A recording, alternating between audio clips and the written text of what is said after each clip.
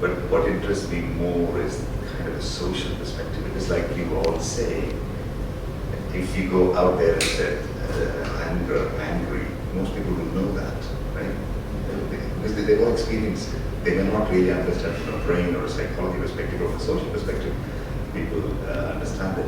Because it's not comfortable. You feeling angry is not comfortable, you at the receiving end of somebody's anger is not comfortable. But anger is such an essential emotion, this is part of us.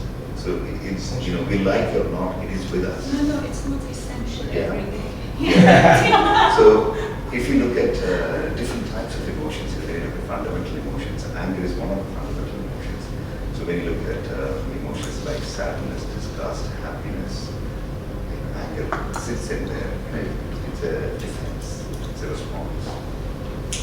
I guess what more people are interested in is the expression of anger. That's probably what more people are interested in. So the analogy I use is like toilet training. If you consume something, you need to go to the toilet, right? But that's how the body works. In the same way, when there's a stimuli, the mind processes the stimuli. There's a positive response. So when you consume food, some of the nutrients get into the body, but there's a waste. But we, as humans, have found ways to learn how to manage the waste disposal. So toilet training starts right at the beginning of life. So imagine if people were not toilet trained, right? So anger is an essential emotion in that way, but expression in an inappropriate way is what is causing the problem. So that is the kind of the way one needs to think about it.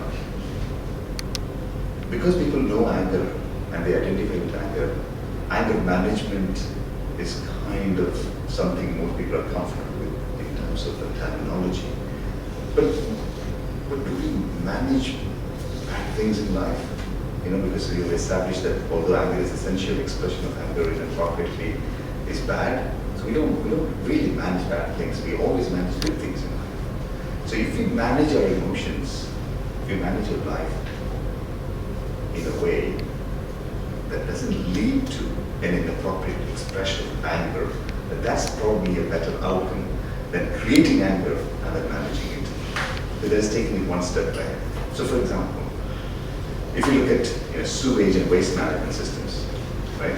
So you create a lot of waste and then you get into collecting the waste and managing it. Obviously there's a big task. But if you can segregate waste source, if you can manage your produce, packing, all of that produces waste appropriately, you will reduce the amount of waste, so that it's easier to manage waste. So if, like you said, as a couple, saying, look, I feel that you have an anger problem. As a boss, you're telling your subordinate that they have an anger problem, or vice versa. If I want somebody else to manage their anger, so we can then look at it as like the waste management, right? It's not my responsibility. You please go and sort out your anger. We're delegating that to them. That's never going to work.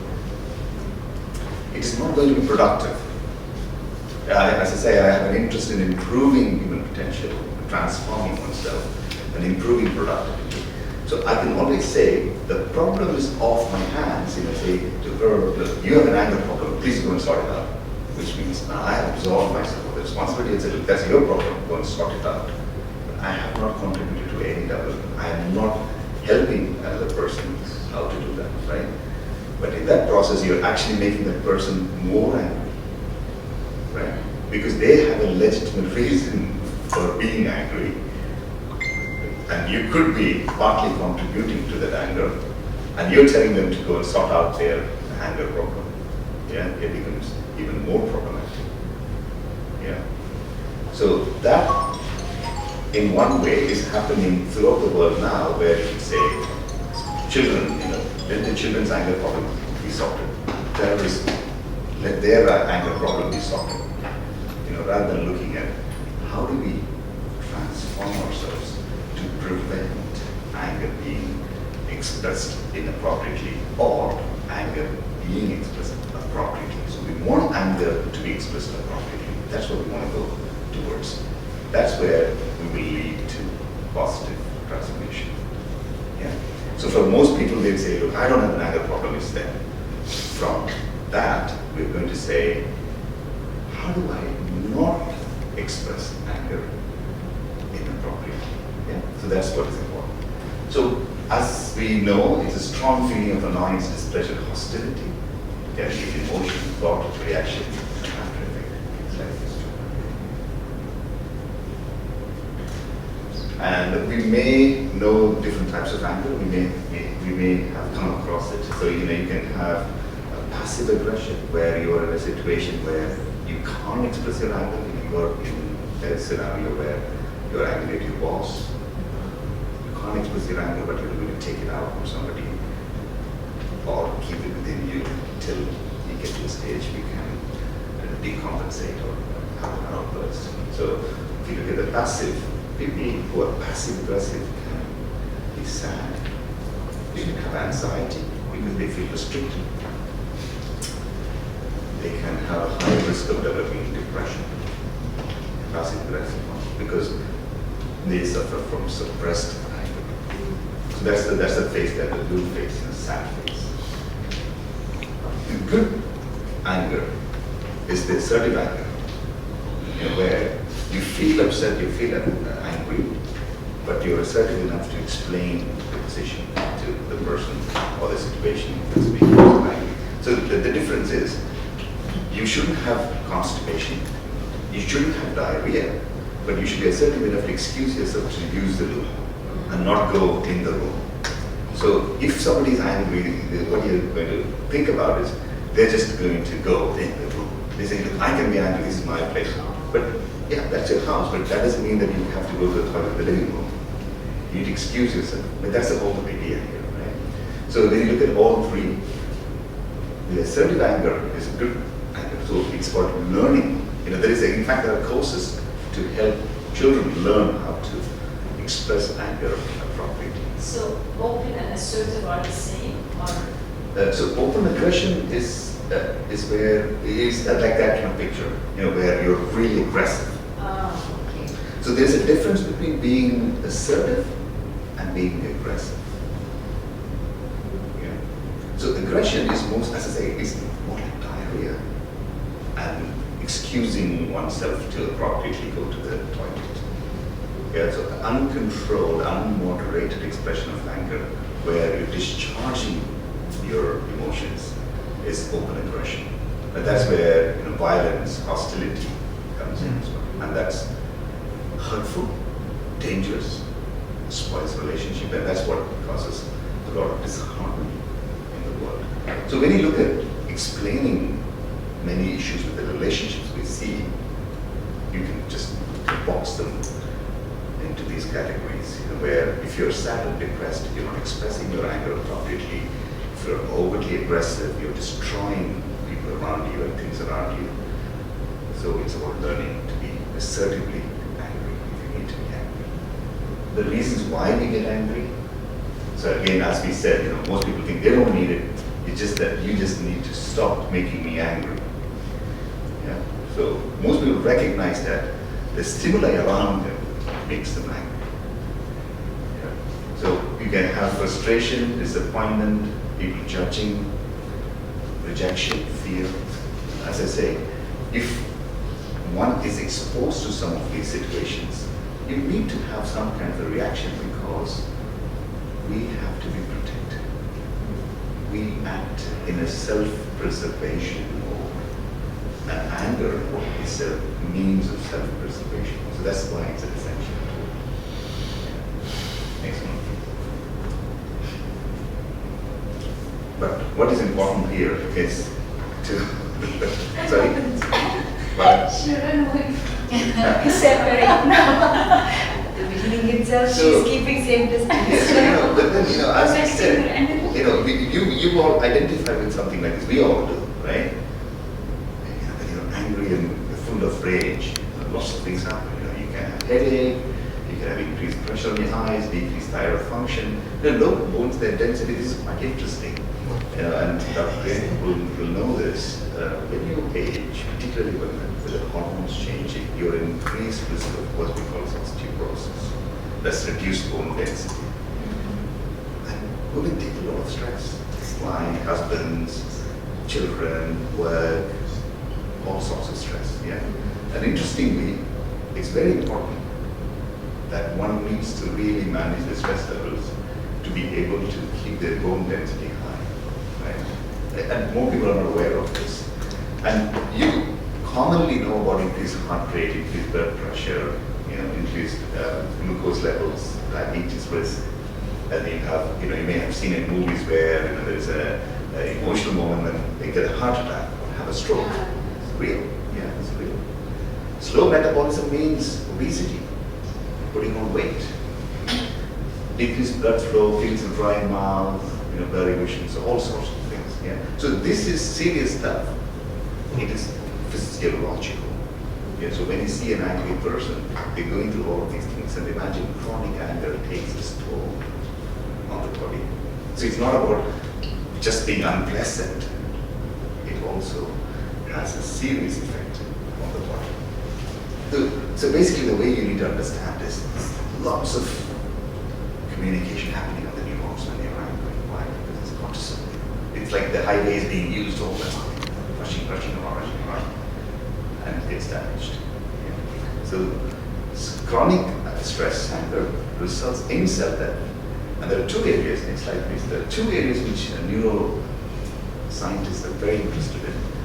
The front of the brain, the frontal lobe we call it, and the hippocampus. The hippocampus is part of what we call as the limbic system.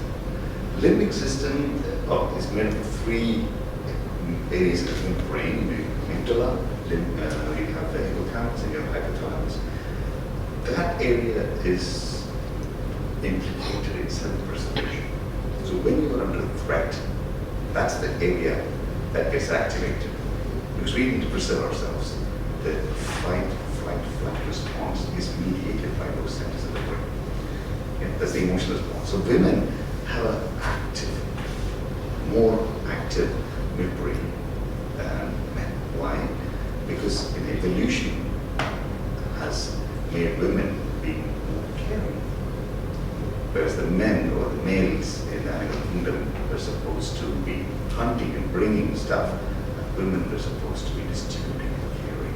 And that's why the nature has blessed women with the ability to give birth to children and nurture. And that also then equates to women having higher proportion of emotional issues. And when women are increasingly engaged in what is traditionally seen as male, so I'm going to talk female male rather than women men, you have an emotional brain which is overactive, looking for all sorts of problems, because women, a female brain is very interested in self-preservation. So if you're going out there's a massive opportunity, and the woman's brain is thinking about all the risks that go with that opportunity, whereas the male brain is probably not thinking a lot about the risk associated with the opportunity. So imagine if these two people have to then embark on a challenging task, the woman's engine is running much faster. And obviously that brain creates some anger in the male because you're thinking, why are you slowing me down? But the woman is saying, no, wait, I'm checking everything's okay because self-preservation. Yeah, there's one area, we can come to that because this could be covered extensively in workshop, but I'm just giving a little glimpse of how what we call as normal day-to-day occurrences of behavior can lead to potentially problematic scenarios. And prefrontal cortex, the front part of the brain, that is useful for judgment planning. So what happens with chronic stress, chronic anger, chronic irritability is you have cell death in prefrontal cortex and hippocampus. Hippocampus is for memory. Autonomic nervous system, it has to do with regulation of blood pressure, sweating, sleep, things like that, and emotional regulation. So now you can imagine someone constantly under stress, anger, having self-death in these important areas, then getting to a point where they have a memory problem.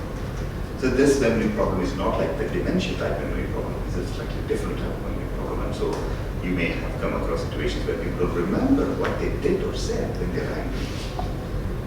Right? You know, so that leads to even more arguments and problems, you know. So you not only are angry, but you have also forgotten things. It's a dangerous combination. So it's not about people being just silly. Things happen in the brain, you know, for them to be the way they are. Yeah. So this is a physiological problem as much as a psychological and a social problem. Yeah. So if you're interested in this, you have what we call as the HPA Axis response pathway. So there's a perception of threat. So you've seen a wild animal. The limbic system is activated. The alarm bells are going, and the hypothalamus is now engaging. So it's like you get ready to attack, right? And then you have the adrenal gland sending out sort of chemicals to respond. What should usually happen is the frontal lobe quickly scans everything and say, okay, no, it's false alarm, send a signal back, but no, you can stop. This is what normally should happen. So anger, stress is normal, but the frontal lobe sends a message to say, fine. But when you have something like PTSD, post-traumatic stress, in common terms, what happens is if you had a situation in your life in the past where you felt threatened, where you felt weak, but you didn't have the support at that time, this feeling of fear, threat, leaves a negative memory. So that means, the red system is activated. The blue, where the sensible part says, you know what, don't react to this. Actually, there is a negative memory which is driving it. It's 20 times more powerful than the front part of the brain. So they're stored in the limbic system. So it's just that it's like, suppose we hear a noise, big bang now. Some of us might say, oh, there's somebody working. Some of us might think there's a bomb. So it depends on your previous experience, because something went in the past and you were not supported. Right? So this is very important again in child development. When you bring up children, when they fall down, it's important to discipline them. It's important to make them feel supported. The support is what takes away the memory. So if you then go back to the regular, say, plastic surgery, for example, so you have a cut. If you go to the doctor and they suture it nicely, the wound heals without a scar. But imagine you just leave it open. Nobody cares about it. It becomes a big wound. It will heal, but it will heal with a big scar. So every time you look at it, you can remind yourself of that incident. In the same way, when the mind goes through a trauma, when there is no support, as in the plastic surgery intervention, it leaves a scar. That's the post-traumatic stress response, which then activates the red side of things. Yeah. And people can say, what's the big deal? Come on, it happened 20 years ago. What are you going on about? Like sometimes, I'm not saying men or women here, but sometimes people can bring things from the past. Oh, you did this, you did that. Come on, that happened in the past. Why are you bringing it up now? But what makes the difference between the two that might have the same situation? One goes through it, one hold on. So this is the difference. The difference is the perception of support. Yeah. So for example, there are two children running in the playground. Yeah. One falls. The parent comes to them, picks them up, gives them a kiss, and say, "Hey, no problem. Keep going." Yeah. Another one picks them up and says, gives them another 2 slaps. I told you not to run. Yeah. Never ever do this again. So this child is getting scared. So when they are exposed to a potentially scary scenario, they're reminded of that. I don't want that. Whereas the other kid, okay, somebody will support me. Just go through it. Isn't this the scenario of 40? Is anger high 40? So these are not linked. You know, anger is very easily understood by common people because you're expressing anger sometimes can be a defense mechanism to hide the phobia. So say for instance you have a fear of something which you don't want to acknowledge. You know, if it's a huge fear, others might know you will acknowledge. If it's a mild fear, you have a defense of anger. Yeah. So they are linked. It's a very complex area, but they're linked. Anger is what you see at the front, and I will show a slide. You know how it kind of fits. Sorry, did you have a question? No, please. I can share the slides if you want. Don't worry. This is nothing like proprietary to me. Yeah, it's all publicly available information. So I'm happy to share the slides. Don't worry about it. Anger is mediated by the midpoint brain, the limbic system. So if there's a trigger that's perceived, the phobia is linked to that. It's a fear, right? It's a protective response because you fear that something bad will happen, so you want to avoid that, right? It could be irrational. You know, you look at the sea and think I will drown, but another person might say, hang on, you know, this sea there, you know. So it's an irrational fear. So your frontal lobe says, come on, it's a bit silly because it doesn't happen. But your midbrain is many times more strong. When that is activated, it's like, you know, the room's fire alarm can be activated and there's a loud noise. But that doesn't know that it's only a toaster. But that's supposed to give out a loud noise. If you have a good general manager inspecting it and overriding it, it's fine. But imagine a junior staff member, they will ask everyone to evacuate. This is what happens. This is irrational. They say, why are you putting me through this? You know what I mean? That is what happens. And this is exactly how the mind works. It's very simple. So again, you know, this is social response to anger. So speak when you're angry and you will make the best speech you would ever do. So we all know this, right? So what it all is when you're angry, don't do anything. That's important. Because how anger hijacks your decisions. And you feel ashamed afterwards, right? And that leads to more guilt and shame. Right? Because you're all intelligent people. And there are people who may not be aware of this who will get away with it. So ignorance is bliss, right? They get angry at everybody and go road rage. Every little scenario is a day-long workshop here, but you know, you can see that, right? So there you go. We all can identify with that. So an anger trigger is a thing or situation that makes you feel angry, and we all have this. This is one small exercise that we all can do, where you can categorize stimuli. So even when you're a couple, a particular scenario may evoke a different types of anger response in the couple. So one might be slightly frustrated and annoyed. They may not do much. Maybe we make a list and post it on the fridge in the kitchen. But then the other person could get That's my furious. trigger, don't do it. Exactly. So you know, you can have the and so the person, well, why are you making this a big deal? Okay, it's a bit annoying, but why make a big deal of this? That even makes them more angry.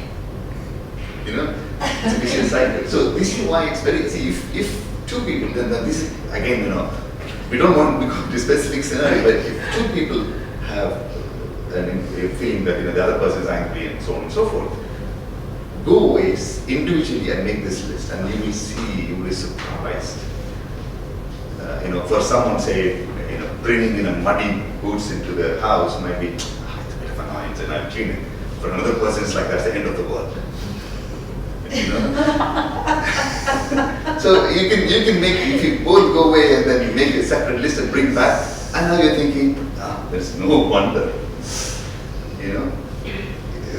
You can see, you don't need a specialist to tell you how different you look at stimuli, how different your emotional responses are activated in response to stimuli, and how different you express them. So when there is so much difference, there's no wonder that you both are very differently expressing it and get on each other's nerves. So yeah, go on. I have a question. Yeah. Is that curable? Let's say, for example, if it's furious and enraged, when you give example exactly, like almost close to my situation. Let's say, for example, a boots or like if you go straight to the house. For me, it's like, but for others, like it's totally See, like common things, yeah. Is it leaving wet towel on the bed? Yeah. For example, we can go on and on. We can go. But my question is it can that makes a person like change or like settle it down? See, Separate okay, that's a- course on habits then. It's a habit, but what is important is the first thing to do is to reduce the temperature. Yeah. So, for example, you're doing something that she doesn't like. We all do that. And I do that all the time. Yeah. We're not perfect. Yeah. But only when you reduce the temperature that you can sort it out. It's like we have a problem. We can't set the house on fire and then say, let's sort the problem. No. First, let's bring it down. Let's come to the discussion table. Okay, we have a disagreement, that's fine. I don't like what he's doing. Fair enough. We're not going to be starting a fight. You know, that's not going to help each other. This is where there will be an understanding, because she will realize that you don't see this as a problem like how she does. She may have a problem with that, that is a different topic. But at least now she says, now I know why he's not reacting the way I react. But when the action is repetitive, like it becomes a habit ingrained in the person, Absolutely. that becomes much more difficult to Yeah. So, you see, again, what we will do here is we attempt to change ourselves or the other. That is the last step you need to go to. Because it's not going to be possible. Why? Because you're intelligent enough to realize that if it was easily possible, you would have done it in the first place. yeah. The fact that you're asking the question means you've tried it. Unconsciously. Yeah. Like, for example, we're completely. I'm just gonna give an example now. We're completely opposite. I was raised by all males. She was. Their families are all females. It's complete opposite. Yeah. In my place, we are all alpha males. Yeah. It's like we punch to get something what we need. For them, they talk and they have really soft spoken. So when I speak, shit things that I'm rough or stuff. Yeah, yeah. So when we discuss, majority of the time, she felt bad about it. But for me, it's just very normal. It's like that's the thing that I have. And what it is you're conditioned to do it that way. Yeah, it is not your fault. It's not that you are being difficult. It's not that you're being bloody-minded. You're conditioned to do it that way. So again, going back to the example, if there was a loud noise, one person might sit and say, hey, let's see what comes. Another person may take the bag and run. It's the conditioning. Yeah, like you said. Then she might say, okay, that's interesting. What she should realize is it's not that you're having a go at her because you want to have a go at her. That's the way you are.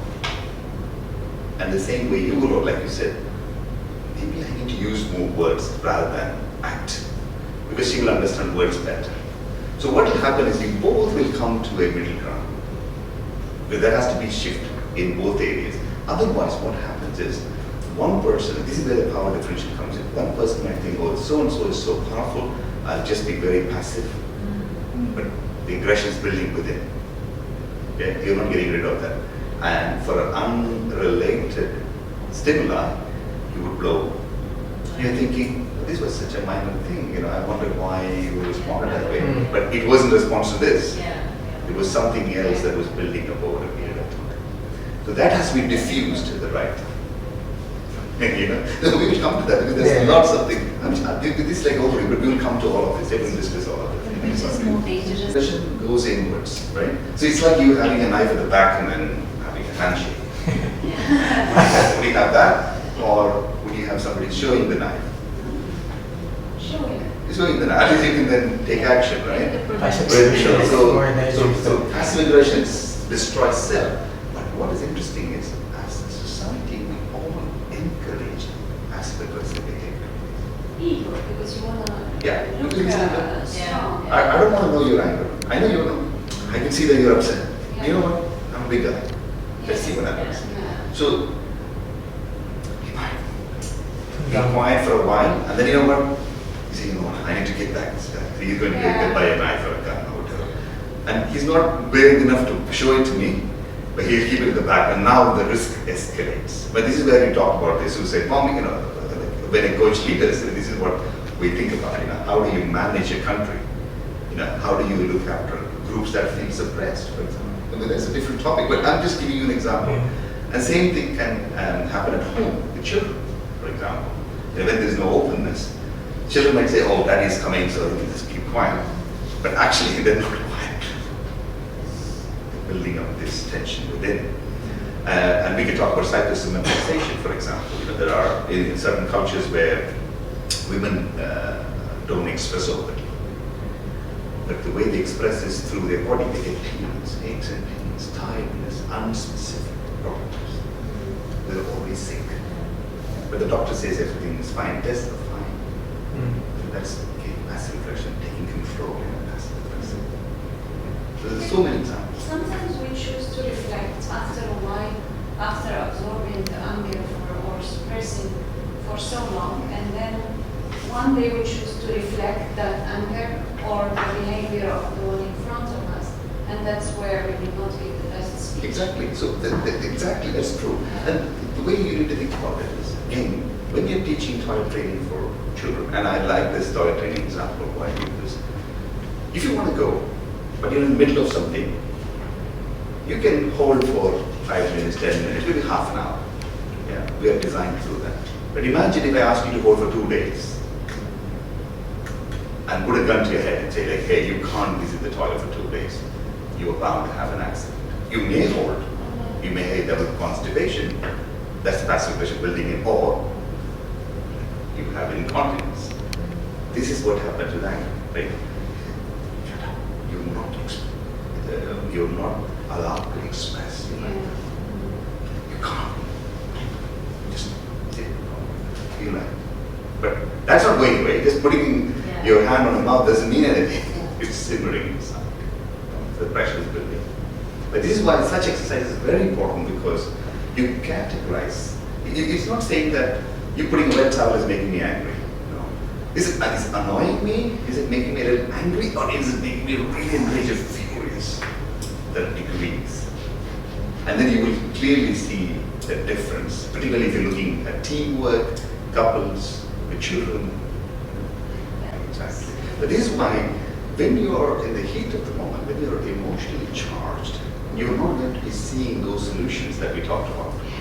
This is why I always said, bring the temperature down. Never make a speech, never make a decision when you're angry.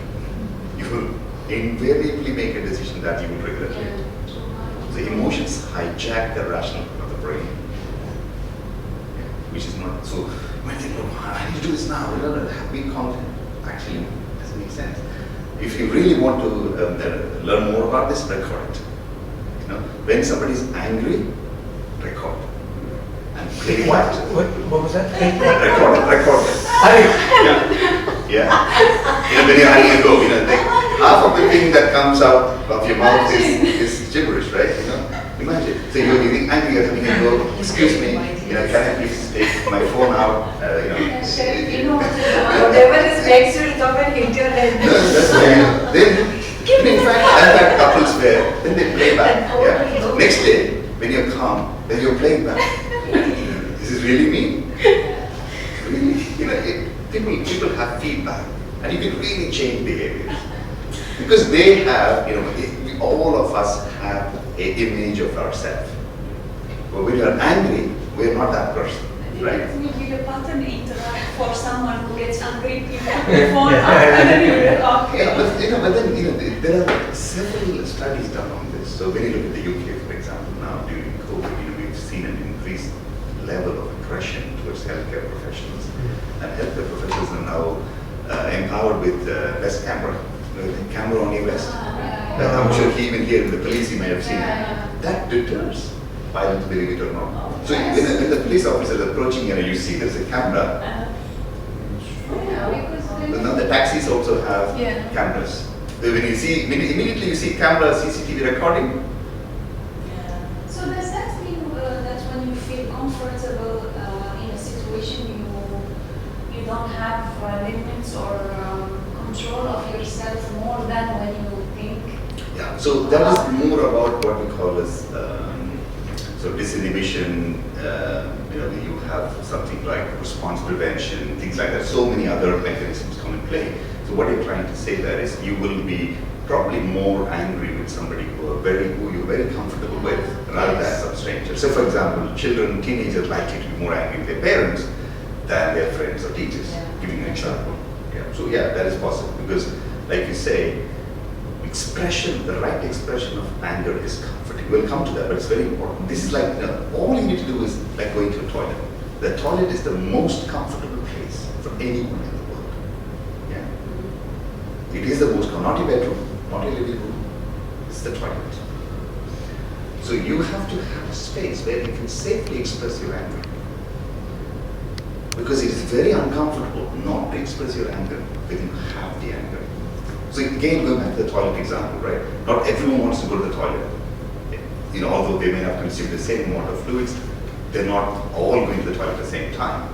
But if somebody wants to go, you please make sure that they have a safe place to go. Does it have to be expressed verbally or not necessarily? Not necessarily. Okay. And verbal is one of that. Yeah. But again, that is another major topic. Expression of anger itself is a huge topic. We'll come to that next one. I know this is an interesting topic. We can go on and on about it. So now, we picked up on this. This is again a slightly different way of looking at it, but this is more of behavior. How people start pacing up and down, and you're getting sweaty. There's knots in the influence, the body language changes. So when you're angry, you can see that in children, and children sometimes model their behavior based on the adult anger behavior. So they see parents getting angry. Their body language, throwing things around, or using certain words, they can learn, they can pick up very quickly. So that's important to realize. Yeah, please. So again, this is a common question that we get asked. Do we need to control or release anger? Yes. So this is important. Yeah? Expressing anger is better than keeping it in 100% all the time. Yeah. So is that a suggestion? Yeah. You have the right to be angry. You must express your anger. It's like everyone has to go to the toilet. Yeah. But this is a big part. Anger should be expressed in an appropriate way. So there are two things. Yeah? You all have to go to the toilet, but you have to go in an appropriate way. Yes. Otherwise it becomes a mess. Yeah. Suppressed anger, as I say, when you suppress anger, it can lead to anxiety and depression. Yeah. So you're unhappy about a certain scenario. Okay. You're unhappy about something. If you don't do anything about it, say anything about it, you are uncomfortable with it, right? You feel that you should express it. You should say that. Nothing may happen out of that, but at least when you feel that you've been heard, you're calm. Yeah? You're not happy with the hotel. Something happened in the room. You're like very upset. You call the manager. Have a seat, please have a drink. What should I do? Next time I'll change it, no problem. But imagine, you pick up the phone to the receptionist and say, no, sorry sir, there's no one to talk to. Like, no. How dare you do that to me? I'm doing this, I'm doing that. Getting work done, So that's important. The last three things are linked to pathology. Now I'll come to one condition which is pathology. So when I speak pathology, so far we've been talking about people who don't have a problem. When I say problem, a mental health problem. Yeah? This anger that we've been talking about is a part of our normal expression of emotions. But there are situations, there are brain conditions where you have low frustration tolerance, problems with impulse control, difficulty in emotional regulation. But these are problems that you need a specialist to deal with. Yeah, these are brain conditions. And as I said, we can go into extensive details on brain scanning and how we detect all of these things. But that's for completion here, I'll put it in. So not all angers are easily manageable. That's something to mention. Yeah. So when somebody has a real problem, there's no point in telling them the way, go and have some anger management. No, you have to fix the underlying problem before you can get some anger management. One such example is this. There is this medical condition called intermittent explosive disorder. It's sudden episodes of unwanted anger. Yeah. There's no trigger. People can explode. There's impulsivity. There's aggressive outbursts. People can be intensely angry. It's not about just a verbal dress about this, people can immediately, it's like having a fit. People talk about a fit of rage. For no reason they explode. There are people that we may know who have this. And they're very nice people. And I have a couple that I look after, very sweet people, very, very gentle, very nice. But then when this gentleman has this rage, he's a monster. He breaks things, he throws things out. And then he calms down and he's like, what's he get after that? So he knows that there's something suddenly has been triggered. So there is a lack of provocation or reason. When there's no reason for why you to be angry and you're suddenly going with, but that's a medical condition, you need to evaluate that and get it sorted. So this probably explains most of your questions as well. So what we see outside as anger, it's a secondary emotion. And people tend to use it to protect their own raw, vulnerable, overwhelming feelings. So when you have all of this underneath, so you're embarrassed, you're scared, you're going through a grief, you're in shame, you're tricked, you're overwhelmed, you're disgusted, stressed, grumpy, rejected. So there's so many things happening underneath, and then you see anger outside. So if there is no attempt to understand what is happening within, the anger increases. Yeah. So displaced aggression is what I talked about as a defense mechanism. So if a person is angry but cannot direct their anger towards the source without a consequence, yeah, I'm angry at somebody.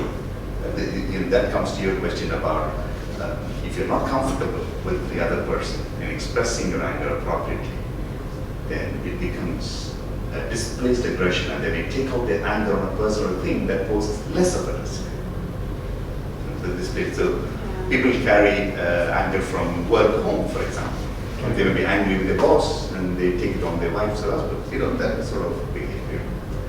And that actually produces more problems, because if there is a reason for one to be angry, you cannot accept it. Say, if I made a mistake now and somebody's angry, say, hey, sorry, I'm human, let's talk about it. And I'm just, if you're sitting at home, you're going about your work, we're looking after children all day, and then suddenly the other partner comes out and has to go. Not pleasant. And anger is more contagious than corona. And even masks and screens cannot prevent Oh, it. definitely, Yeah. Because you're angry. You make everybody else angry. Yeah.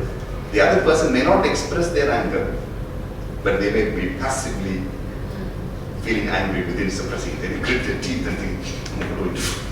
Yeah. Or they may want to, they may actively disengage. That makes the other person even more angry. Hey, I'm talking to you.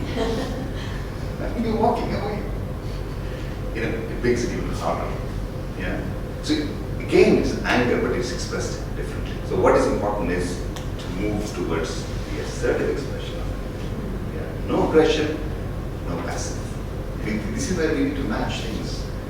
Right? See, you don't pair dresses and accessories, but with humans we pair anybody.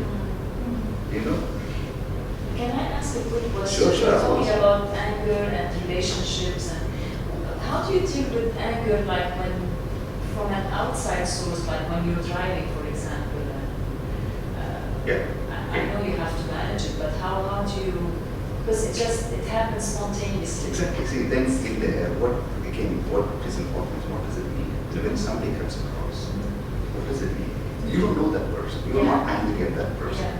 But that act reminded you of something in your memory that's been triggered. You're responding to that, not that person. You don't know from that. They're gone. Right? So you're responding to something internally that is triggered. I'm training my mind to smile when I see those people. Because it happens to me, I'm like, and it stops immediately. Exactly. But I don't know the person. Why should I Exactly. So care? that's a stimuli.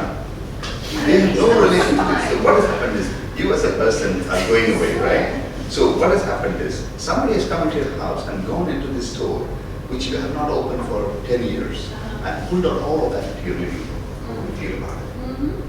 You're not going to be happy with that person. But actually, that is the external person. It was from your store. Yes. It was already in your house. Yeah. He didn't bring anything from outside. You understand? So this is why it's even more frustrating, because you're thinking, I don't know this guy. not my enough. peace for someone I don't And all of those things, you're losing your brain cells, by the way. Yeah. You're killing some of your brain cells which are going to be very useful for you going forward. So you've lost money. Literally, you've lost money by being angry with somebody. By the way, do this brain cells get reproduced? They do.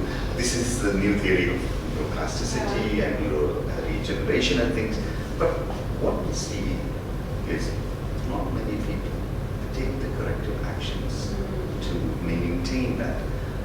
Many people, this is a habit.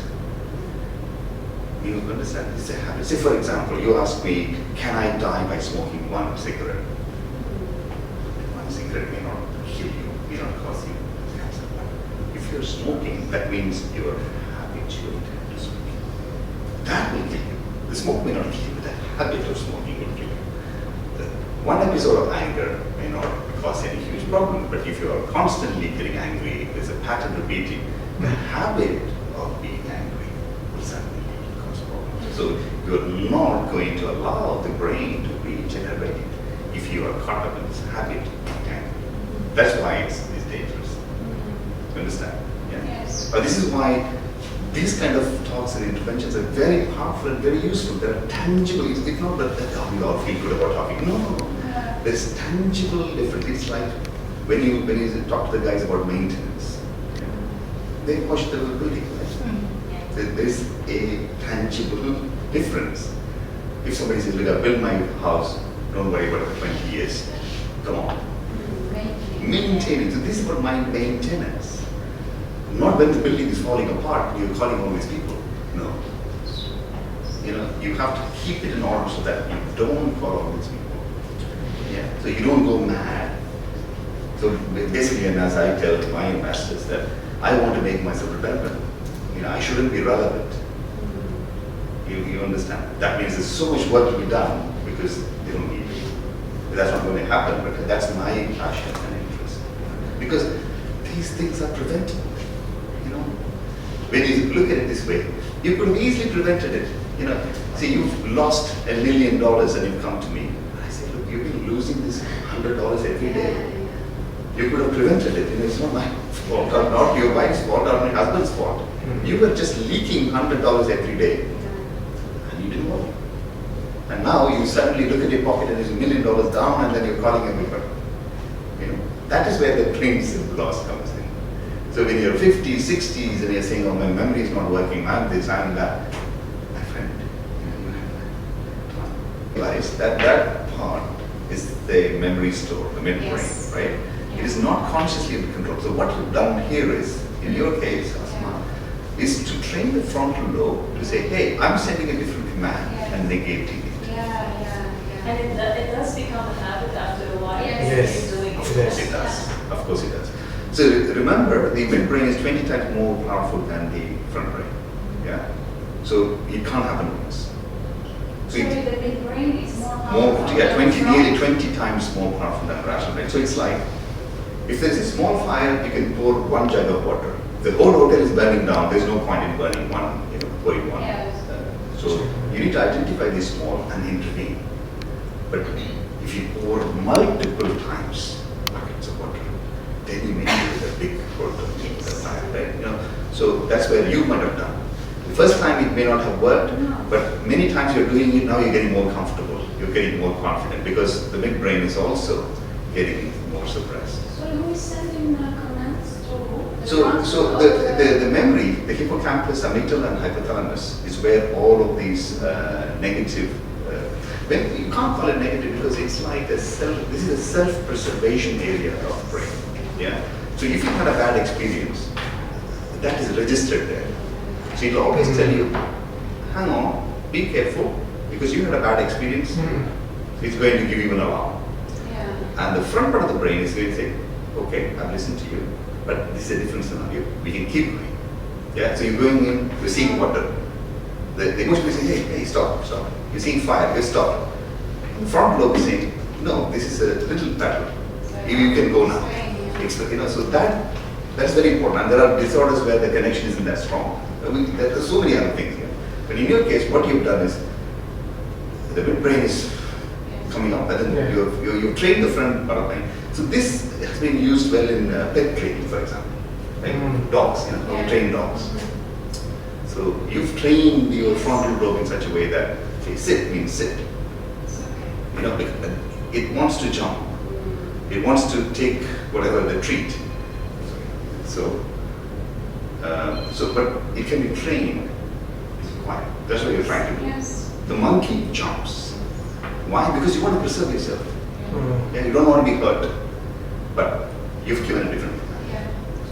So you were saying like if you already have a psychological disorder back in the days, that means for you to prevent, you continuously keep the good things or a good habit Exactly. Yeah. to suppress to that. suppress Yeah. that. So Oh, so in many ways, you know, you don't want the monster to be triggered. Yeah.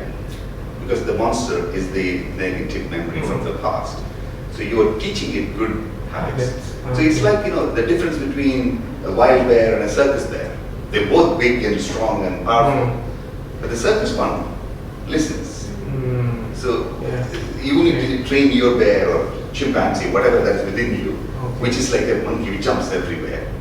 And you are like the trainer who has this wand to say, hey, you're big and beautiful and powerful, but you're going to listen to my commands. Yeah.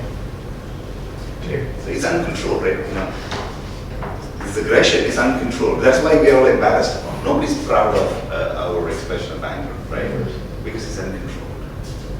Yeah, that's what's important. Taking some time out, taking some exercise. Because when you're tired, when you're not eating well, all of that contributes to irritability. Yeah, so mainly it's very important to look after yourself. And again, you know, once you're calm, then you can express, you need to express your anger, but not when you're emotionally charged. So when somebody's having a go at you, you be patient with them, you stay. You may feel angry, but stay. And then they finish, they say, can I have 2 minutes of your time? This is how, in fact, you know, that kind of a debrief is very important in relationships. Very important in teams, certainly. Even in relationships, you can have, yeah, this is fine, you know, we felt hurt, whatever. I'm also Sorry. On that once you're about to express your anger, sometimes like how like you wait and then you forget that you're angry to that guy, to that man or to that person, and then you forget it. But that happens, that's fine, that's fine. But if you're seeing a pattern, Do you need to tell to him that Yeah. at some point I got angry to you? exactly. So if, say for instance, you know, suddenly somebody spills something, yeah? And you get upset. You're not very angry, you're really upset. But this is a one-off thing, right? Say, hey, it's okay. No, maybe you spilled on me, I'm upset. It's okay. It's okay.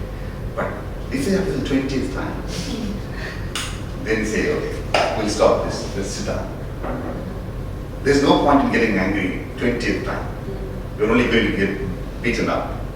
No, nothing is going to change. Yeah? Which means there's fundamentally something wrong, right? If it happens once, it's fine. But 20 times means they don't know how to handle this.